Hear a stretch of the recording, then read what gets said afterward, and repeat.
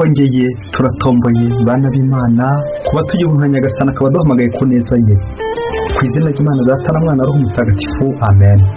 Amahoro bana b'Imana, ni muhumure, Imana iradukunda. Ije kutugira neza kuri uyu wa gatanu w'icyumweru cya 21 mu byumweru bisanzwe, tariki 28 Kanama 2026, ubwo duhimbaza Mutagatifu Agustini.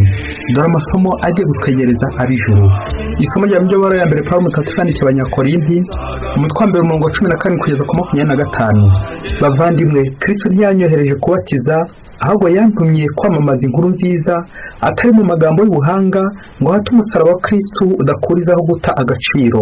Mu by'ukuri kwamamaza urupfu rwa Kristo ku musaraba bisa n'amahungu ku bari mu nzira yo korama, ariko ku bari mu nzira yo gukira ari bo twe n'ububasha bw'Imana, kuko handitswe ngo nzasenya ubuhanga bw'abahanga kandi nzarimbura ubwenge bw'abanyabwenge. Mbese uw'umuhanga ari hehe? Uw'umunyabwenge ari hehe? Uw'intyoza mu by'isi ari he? Ko ubanza ubuhanga bw'isi Imana yarabuhinduye amahomvu. Koko rero isi ku bwenge bwayo ntiyashoboye kumenyera Imana mu bigaragaza ubuhanga bwayo. Niyo mpamvu Imana yihitiyemo gukiza abemera ikoresheje ubusazi bw'iyamamazabutumwa. Mu gihe Abayahudi bigomba ibitangaza, Abagereki bo bashimikiye iby'ubuhanga, twebweho twamamaza Kristo wabambwe ku musaraba, bigashengura Abayahudi kandi bikitwa ibisazi ku Bagereki. Naho ku batowe, baba Abayahudi cyangwa Abagereki, Kristo ni we ububasha bw'Imana n'ubuhanga bwayo. Kuko icyakwitwa ibisazi ariko giturutse ku Mana gitambutse ku buhanga bw'abantu, kandi icyakwitwa intege nke giturutse ku Mana gisumbye imbaraga z'abantu. Iryo ni ijambo ry'Imana. Zaburi 33. Nyagasani, isi yuzuye ineza yawe.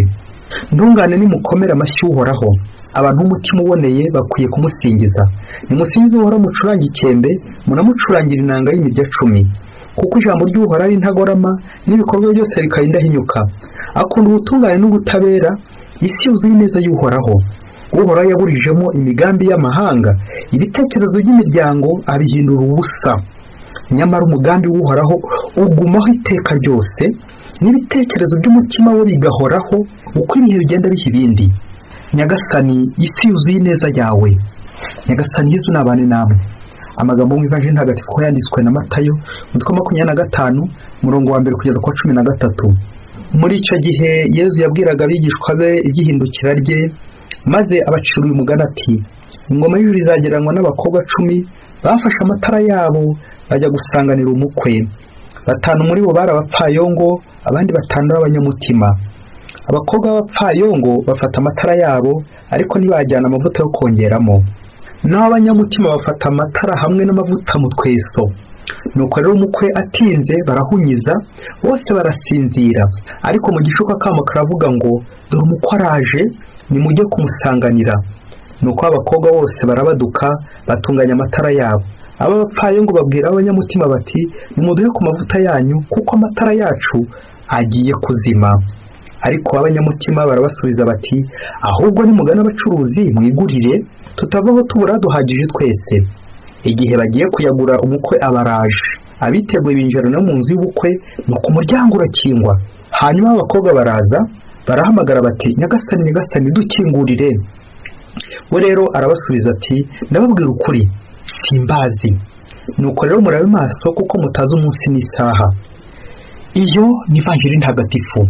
Nuko rero murabe maso, kuko mutazi umunsi n'isaha. Bayoboke b'Imana, nimugire amahoro. Aha tugeze ni kuri buri munsi.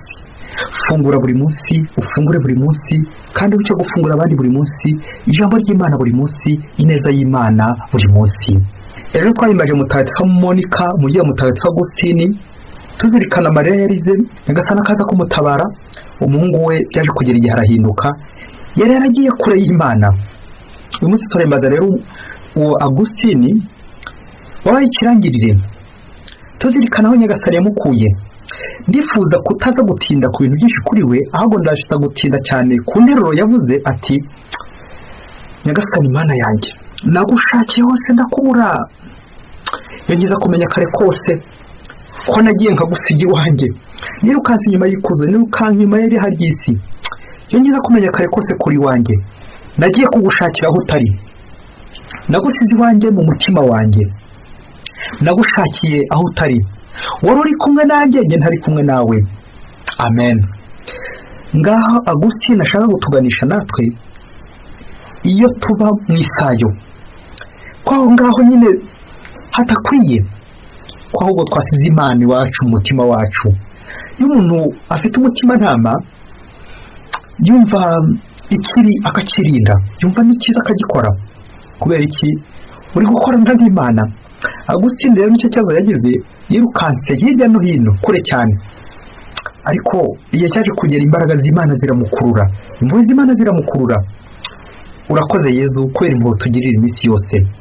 Na niyo mpamvu Agustina icyo bamuziho, abantu bose bari kure y'Imana, nawe nanjye turamwiyambaza, abagarukira Imana, abari kure y'Imana. Niba uzumva umuntu bavuze bati uyu mupadiri yiyambaza Agustina mutagatifu, uyu mubikira nawe nuko aramwiyambaza, uyu mufurere yiyambaza mutagatifu Agustina, uzajya uhita wumva icyo bavuze.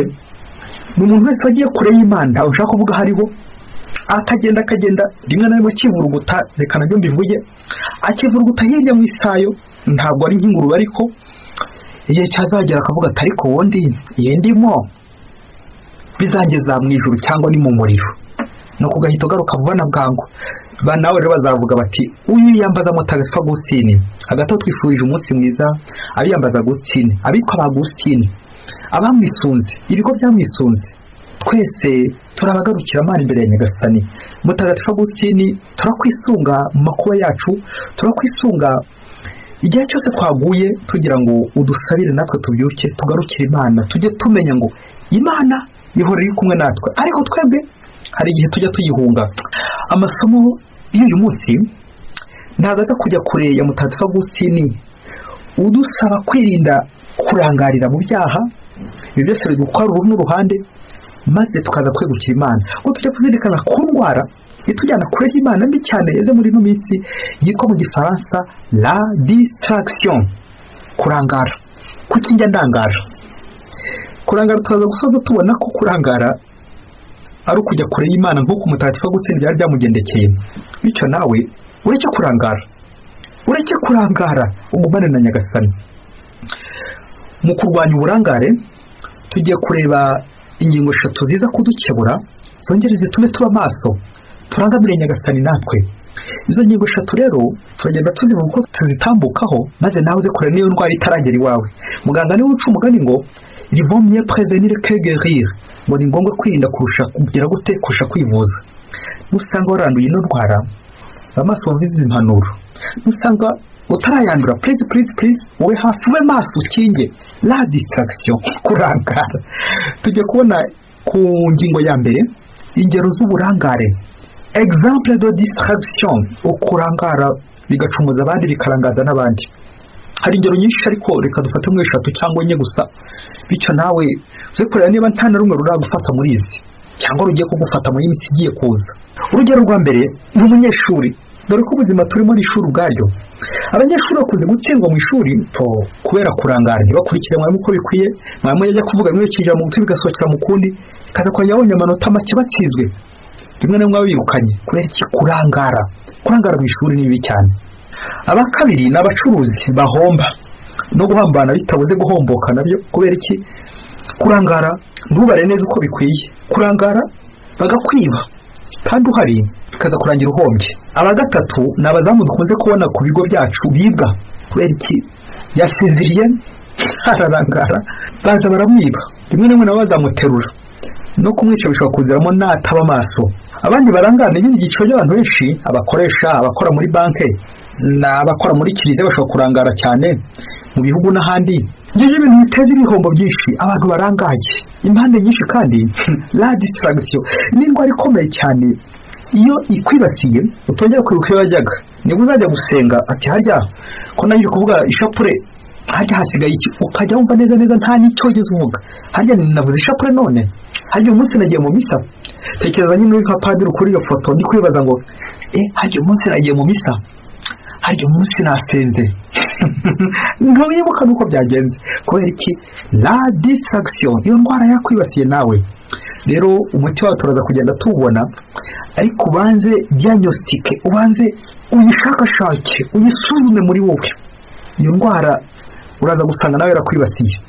Kurangara nguko rero gutita ku bintu, kuba uhari utanahari, inyuma turakuruza ariko imbere wagiye kera. Umuti nta wundi wo kurangara nyuma yo kubona izi ngero zose ni ukuba maso, ni ukwita ku bintu, c'est l'attention, ushyira ibintu nk'umutima ukabura hari wese. Ngubu nkaba ndi hano kuko ndahari neza, ndabizi ko ari njye uhari, hagiye ni njye uhari, ni njyewe nyine ndahari, amaso, umutima ndetse n'umubiri hombi ndahari. Iyo niyo uwo muti tuza gukomeza tugenda tureba uno munsi. Ingingo ya kabiri tugiye kubona iza kudufasha neza kongera turebe indwara tunayivuze ni nyunguramagambo. Iyo abantu babonye umwandiko mu ishuri, mwarimu akunze kuvuga ati nyunguramagambo. Nanjye nateguye inyunguramagambo 7 muri aya masomo kugira ngo uza gukomeza uvuga ati harya ubu niye ntari maso. Ijambo rya mbere ryatambutse mu isomo rya mbere, Pawulo mutagatifu yandikiye Abanyakorinti baruwa ya mbere, aho bibutsa ijambo bita umusaraba. Abagereki ndetse n'Abayahudi ntibabyemera.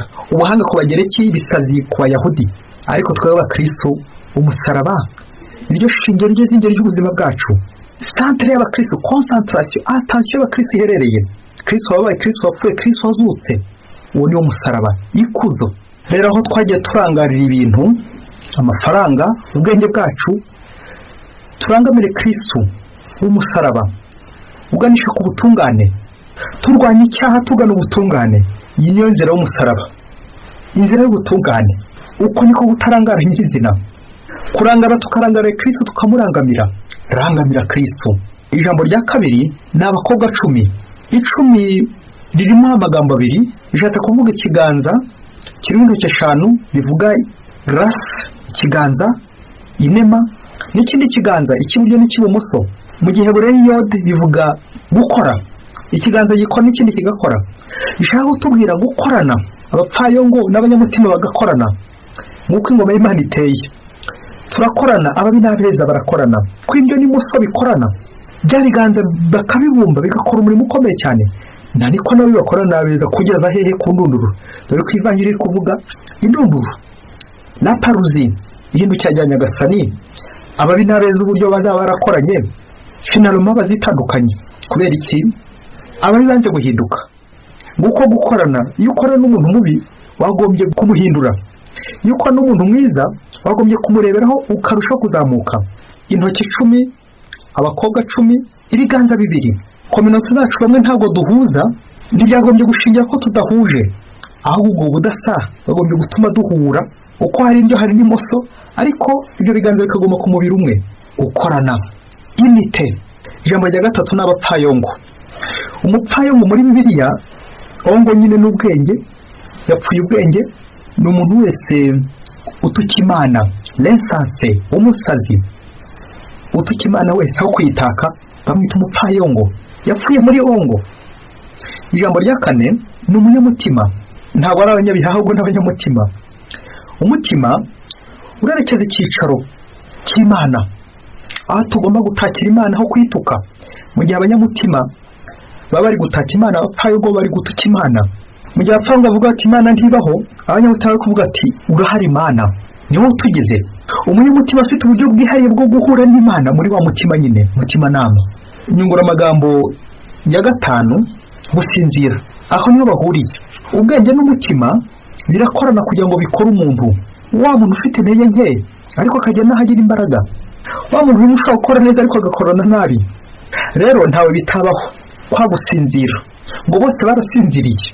Ari ba 5 abanyamutima, ari 5 bapfayongo, bose barasinziriye. Ntawe bitabaho rero, ntawe bitabaho kuranga, ntawe bitabaho gusinzira. Kubura Imana y'akanya gato ntawe bitabaho kurangara. Rero icyo twazirikana nuko umupfayongo n'umunyabwenge bose bashobora kurangara. Icya 6 ni umukwe. Umukwe arerekeza kuri Yesu Kristo, ntama w'Imana waje kuducungura. Imana idukorera ubukwe. Cyagiye twibwira ko Imana yatinze, umukwe yatinze, tukigira amafuti yacu, tukisinzira, tukirangarira. Igihe kizaza noneho azize nk'udutunguye. Nuko rero igihe kizagera tuba duke, uzabadukana iki wowe? Umukwe araje. Yesu Kristo ko ahoraza arahari, ese umwakira ute? Ijambo rya 7, amavuta. Amavuta yerekeza ku bikorwa by'urukundo, ibikorwa by'impuhwe. bya bindi tuzitwaza imbere y'Imana, cya kintu usigarana usinziriye, icyo ni igikorwa cy'urukundo. N'uwo wasinzira icyo kintu usigarana ni iki? Loreste, icyo cy'ingenzi kuri wowe ni ikihe? Aha ni abantu benshi tujya tugwa ko dutamenya icy'ingenzi, l'essentiel. Icyo twaba dukana rero niyo mavuta yacu. Ese ufite amavuta ahagije? Uwo uriwe, uko uriho, cya kintu usigarana nyuma y'uko ibindi byose birangiye. Ingingo ya 3 tujye kuzirikana, bibaye ngombwa ko uyu munsi ari buza gutaha, bibaye ngombwa ko utakiriho, watwara iki hakurya y'imva? Icyo wakwitwaza amafaranga, wakwitwaza ubwenge, wakwitwaza ibintu, wakwitwaza iki? Iyi nkuru tugiye kumva igufasha kuza kumva nawe icyo watwara hakurya y'imva. Mu munsi umubyeyi yari afite abana 3, ageze mu gihe cy'izabukuru yifuza kubaraga ibintu yari afite byinshi cyane, amafaranga menshi, umutungo mwinshi. Maze arabahamagara, bakoranyiza imbere ye, arabicaza, atangira kubabwira ko agiye kubagezaho inkuru nziza kubaraga. Maze arababwira ati buri wese ngiye kumuha amafaranga, ni amafaranga agiye kubahereza, buri wese amenye uko azabigenza, ariko murambwira buri wese nuko azabigenza n'icyo azayakoresha. Imfura bayiha amafaranga, iravuga iti ngewe amafaranga yanjye nzayacuruza mb'umukire ukomeye cyane, mb'umuherwe, ndashaka gukira vuba. Ikiba na fura kiti mukuru wanjye nawe ndamwiyambaza, turi inshuti, ntabwo yacyangwa nanjye mbore gukira, nanjye mpaka amafaranga yanjye nzayacuruza. Nuko umuhererezi nawe ati ngewe mwumva amafaranga yanjye ndayigamo kogosha. Bakuru be baramuseka ati ni hehe ubonye umuntu wogosha w'umukire? Ujya n'urya bogoshi ari abakene koko? Umuntu w'uwogoshi yazakira bwashya. Buri wese afata umugabane we atangira gukoresha, uwacuruzaga aracuruza, uwogosha nawe ajya kogosha, ajya kubyiga. Abandi bagiye gucuruza barakira, bagira imodoka, bagira ibintu byinshi cyane bya mirenge. Igihe cyaje kugera, numva ukuntu ibyago bigwira abagabo, ngo wamuhererezi amaze kumenya kogosha neza, bishoboke ko yaratangiye kugura ibikoresho kugira ngo ashinge salon de coiffure. Agiye bumva muri icyo gihugu intambara irateye. Mu byabaga ngombwa ko bakiza amagara yabo bagahunga, bakuru be bafata ibintu bari bafite byinshi cyane, nuko barabihambira ngo babihungane. Bivuze ko umuhererezi wabo nyine yabatwaje, wa muntu nyine utarakora ku rufaranga, baragenda ibintu byose bafite barabitwara. Bo bageze ku mupaka, abambuzi, abagoma bicanye barabifata, bo barabarekura, ibyo byose barabifata, barabareka. Nuko baragenda bajya mu buhungiro. Bageze mu buhungiro, neza inzara irabarya, irongera irabarya. Wa muhererezi wandi wabize kogosha, nicyo cyaka cyari gisigaye mu buhungiro. Nuko aragikora atunga bagenzi be. Sinza kwirirwa nkubwira niba bakuru bataratekereje ati harya ubu ntitwari twaramucyuriye ngo kogosha byagukiza. Ahubwo icyo ashaka kubwira nuko nyuma y'ibi byose, bya bintu byose bamaze kubisahura ku mupaka, ntacyo bacyuye, ntacyo bajyanye mu buhungiro, hasigaye gusa wa mwogoshi atwara umugabo we, aba ariwe utunga bagenzi be muri bwa buhungiro. Nuko babaho batyo, batunzwe na mugenzi wabo. Barimo cyane Imana Yesu Kristo akuzwe. Reka dusoreze ku bintu 3 mu gihugu. Ukomeza utekereza kuri petit frere umuhererezi, tekereze uburyo atunga bakuru be kandi ari basuzuguraga. Nta kindi nuko hari ahantu yashyize umutima we, concentration. Icyambere ngo igihe kigeze bakubwira bati igihe cyawe kirarangiye, wabadukana iki? Uze gutekereza ku mwuga ukora.